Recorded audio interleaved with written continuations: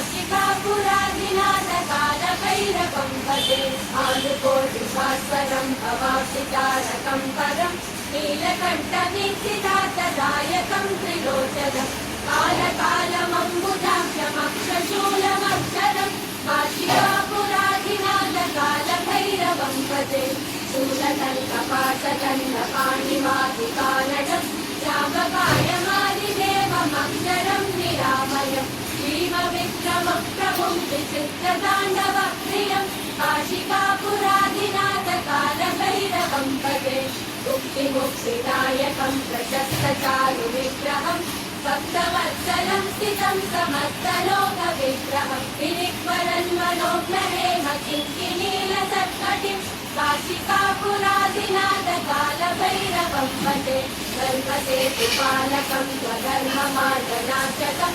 कर्मपाशमोचकं सुशर्मदायकं त्रिभुं स्वर्णवर्यशेषपाशशोभिताङ्गमण्डलं काशिकापुराधिनाथकालभैरवं भजे रत्नपादुका प्रभाविरामपादयुष्मकं नित्यमद्वितीयमिष्टदैवतं निरञ्जनं मृत्युदर्पणाशनं करालकं समोक्तनं काशिकापुराधिनाथकालभैरवं भजे